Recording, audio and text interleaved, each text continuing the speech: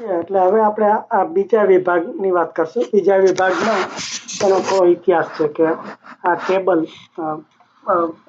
જે બધા તત્વોને ટેબલમાં ગોઠવા એનો ઇતિહાસ કેવી રીતે શરૂઆત થઈ. તો કે સૌથી પહેલું 1803માં આ ડાલ્ટન નામના વૈજ્ઞાનિકે પારમાણિક દળ અંગેની માહિતી આપી. એટલે પહેલી વસ્તુ તો એ શોધી કે પારમાણિક દળ એટલે આપણે જે નાનામાં નાનો કણ હોય એને પરમાણુ કહેવાય. આ જે નાનામાં નાનો દરેક તત્વનો કણ હોય એ પરમાણુ હોય. પરમાણુમાં અંદર એમ કે ન્યુટ્રોન હોય, વચ્ચે અને બીજા પ્રોટોન હોય, એના પોઝિટિવ ચાર્જ હોય, અને ફરતા ઇલેક્ટ્રોન હોય એટલે એનો નેગેટિવ ચાર્જ હોય. એટલે જેટલા પ્રોટોન હોય એટલા ઇલેક્ટ્રોન હોય. એટલે આ બધું ભેગું થાય એનું વજન થાય, એટલે એ દળ થાય. એટલે દરેકમાં આ જુદા જુદા હોય છે, એટલે દરેકનું દળ જુદું જુદું હોય છે. એને પારમાણિક દળ કહે. પરમાણુ ઉપરથી પરમાણિક દળ એટલે આ જે પરમાણુ શોધ્યો એનો દળ. એટલે આ 1803માં પેલી એને આ રીતે ખબર પડી કે દરેક તત્વને જુદું જુદું વજન હોય એટલે એના જુદા જુદા નામ આપ્યા દરેક પ્રકાર. પછી ધીરે ધીરે શું થયું, 1803 પછી 1817માં એટલે લગભગ 14 વર્ષ પછી આ બીજો વૈજ્ઞાનિક ડોબનર છે, એણે એના ગુણધર્મો પ્રમાણે પાછા ભાગ પાડ્યા એના. એટલે પહેલા તો ખાલી નંબર આમ કે ક્રમમાં મૂકી દીધા હતા, અને રાસાયણિક ગુણધર્મોના આધારે. એટલે ધારો કે અમુક આપણે જોયું કે અમુકમાં બીજા સાથે ભળવાની કેવી શક્તિ છે, એના તેને બધું આપણે આવશે પછી રાસાયણિક ગુણધર્મ. એને આધારે એમ કે એને વર્ગીકરણ એટલે એના જુદા જુદા ભાગ પાડ્યા આ ડોબનરે. તો એણે શું કર્યું પહેલા, એટલે શરૂઆતમાં ત્યારે તો છે 1817માં, એટલે મને લાગે આપણે 2017 છે એટલે 200 વર્ષ પહેલા. તો પહેલા એણે ત્રિપુટી બનાવી કે પહેલા સમાન ગુણધર્મો ધરાવતા તત્વોની ત્રિપુટી. એટલે ત્રણ ને ભેગા કર્યા અને એક એનું ગ્રુપ બનાવ્યું. એટલે જો અહીંયા એણે આપણે આ દાખલો આપ્યો છે કે આ 3 છે,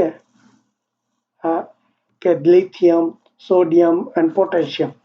આનું દળ 7 છે, આનું 23 છે, આનું 39 છે. પણ પાછું એ શોધ્યું કે જે 3-3ની ત્રિપુટી બનાવી એમાં જે વચ્ચેનો છે એનું દળ આ પહેલા બેના સરેરાશ જેટલું. સરેરાશ એટલે આ ધારો કે પહેલાનું 7 છે અને આ છેલ્લાનું 39 છે. 7 + 39 ને 2 ભાગીએ તો 23 આવે, તો આ 23 વચ્ચેનાનું થાય.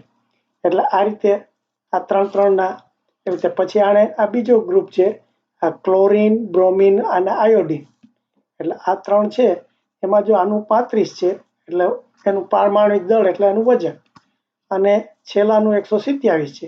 35 ને 127 નો સરવાળો કરીને 2 ભાગીએ 81 આવે, તો આ લગભગ એટલું થયું, એક્ઝેક્ટ નહીં, પણ આ બ્રોમિનનું 79.9 થયું, એટલે 80 કરતા સહેજ ઓછું.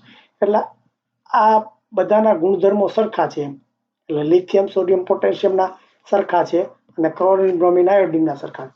એટલે આવી રીતે એણે બધી ત્રિપુટીઓ પાડી. એટલે એની વાત કરી. પછી છે કે ઘણા તત્વો પછી એવા મળ્યા કે જેનું આવી ત્રિપુટી તો કે મર્યાદિત પ્રમાણમાં મળી છે, એમ કે મર્યાદિત તત્વોની ત્રિપુટીઓ મળવાથી નિષ્ફળ નીવડ્યું. એટલે આ લાંબો ટાઈમ ચાલ્યું નહીં. એટલે 1817માં જો કે આમ તો ઘણા વર્ષ ચાલ્યું, છેક 1864માં પછી એમાં ફેરફાર થયો.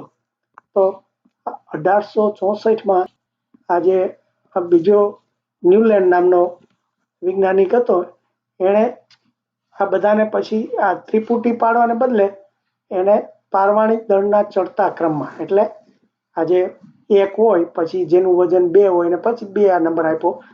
એમ કે આ રીતે એના વજન પ્રમાણે એને ગોઠવા.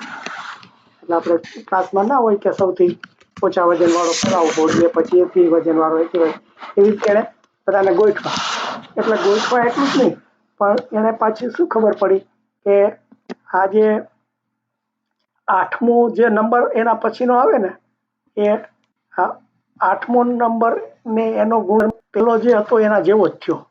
એટલે આ જે તત્વ લિથિયમ બેરિયમ આ જે ટેબલ આપ્યું છે કે આ બધાના આ વજન જો આટલા છે કે આ લિથિયમનું 8 છે, બેરિયમનું 9 છે, આ બીનું 10 છે, સીનું 11 છે, એટલે કાર્બન આ બધા આ નાઇટ્રોજન એનું 12 છે, ઓક્સિજનનું 13 છે, આ ફ્લોરિનનું 14 છે.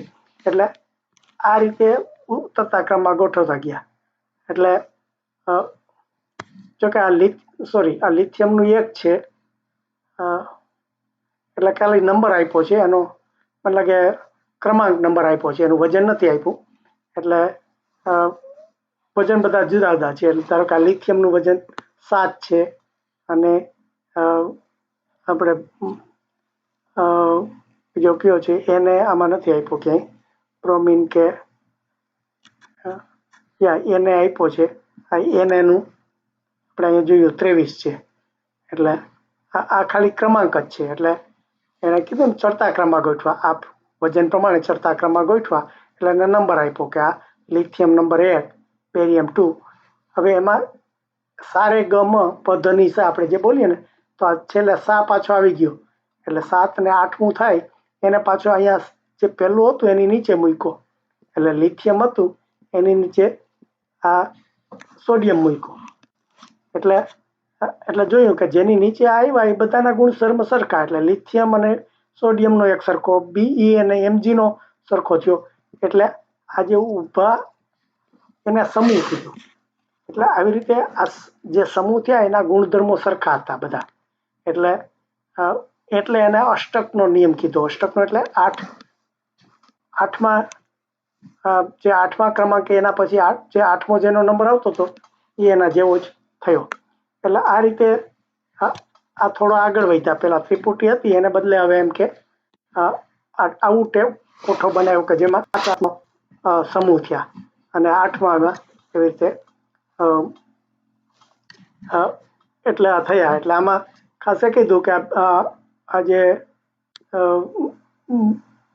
ચડતા ક્રમનો સૌ પ્રથમ વૈજ્ઞાનિક આ ન્યુએલેન્ડ જ પહેલો હતો કે એણે આ રીતે ચડતા ક્રમમાં ગોઠવા, એના વજન પરમાણિક દળના ચડતા ક્રમમાં ગોઠવા, એવો આ ન્યુએલેન્ડ નામનો વૈજ્ઞાનિક હતો. એમ ખાલી તમારે કદાચ પ્રશ્નો પૂછે પછી.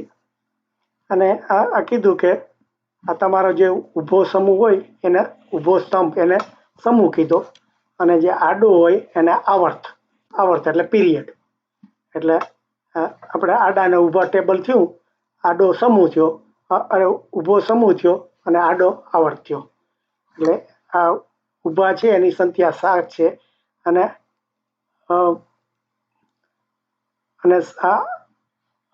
એટલે સમૂહની સંખ્યા 7 છે અને આવર્તની સંખ્યા પણ 7 છે એમ પેલું કહ્યું. એટલે ત્યારે હજી બધા શોધાયા નહોતા.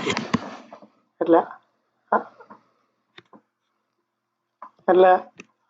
ત્યાં સુધીની વાત કરી. પણ આ બધા કરતાં હવે સૌથી છેલ્લે જે સારામાં સારો વિકાસ કર્યો એ હવે એની વાત કરે છે બે વૈજ્ઞાનિક. એ આપણે પછીના વિભાગમાં જોશું.